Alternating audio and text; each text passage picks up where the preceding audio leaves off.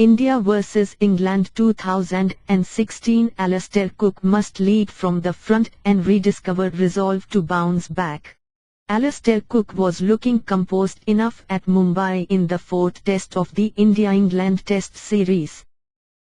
He was timing the ball well and used his feet to get into the pitch of the ball while defending the good ones on a track which offered turn and bounce pretty early. He was providing the perfect foil to debutant Keaton Jenning's fluency, and for a while, it seemed like Cook had finally found back his lost rhythm. With the opening partnership 1 run shy of 100, Cook attempted a cross-batted shot against Ravindra Jadeja and was stumped to frustrate the English dressing rooms and his critics. Yet again, Cook failed to convert a good start into a big 100, and the pressure upon him is mounting tremendously by the day. When England arrived in India 4 years ago, they were disturbed by the events on and off the field. The Kevin Pietersen saga led to a divided house, while losing the home series against Graeme Smith's South Africa shattered the confidence of the team to a great extent.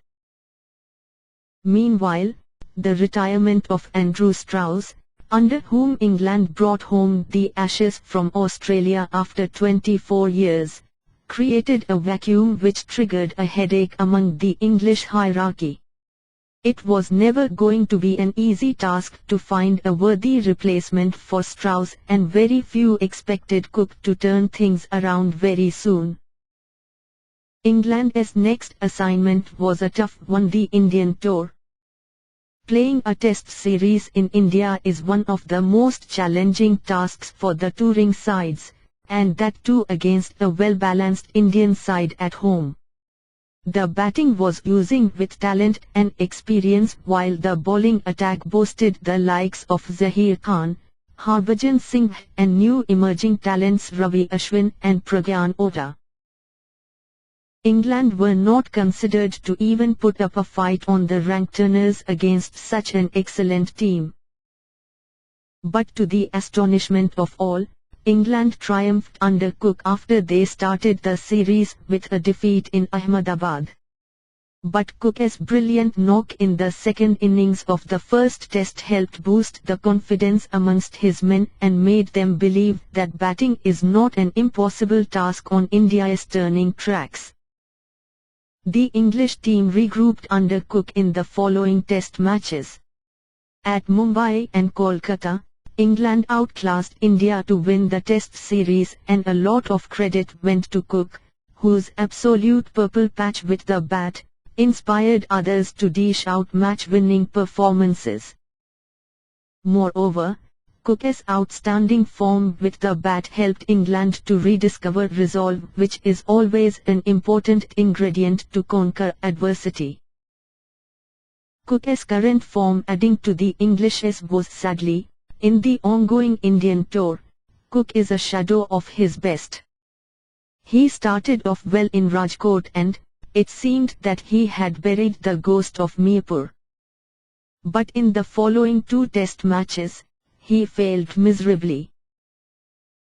Being the captain and most experienced campaigner of his team, it was very important for Cook to marshal the batting order, as his side's middle order is fragile and not very experienced in Indian conditions. Cook's lean patch reflected in his captaincy as well. In the critical last session at Mohali on day 1, a defensive Cook allowed India to recover from a hiccup. In my opinion, Cook should not have taken the new ball, but persisted with the older one, as scoring runs were pretty tough with the old ball. Moreover, as the English pacers are well equipped to make the old ball move late and pitch it areas where the bounce is low, taking the new ball didn't seem to me a wise decision.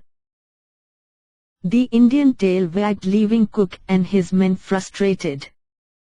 Meek tactics by Cook doesn't help the English boys, while in the second test at Vizag, Questions were asked about his decision to bring in Zafar Ansari during a crucial passage of play when Cheteshwar Pujara and Virat Kohli were not yet set at the crease and India were 2 down pretty early. Ansari came into ball and released the pressure and lost the advantage. The two Indian batsmen stitched a big partnership which dented England's good efforts in the early part of the game. Cook should have used the new ball more rather than bringing on the spinners early.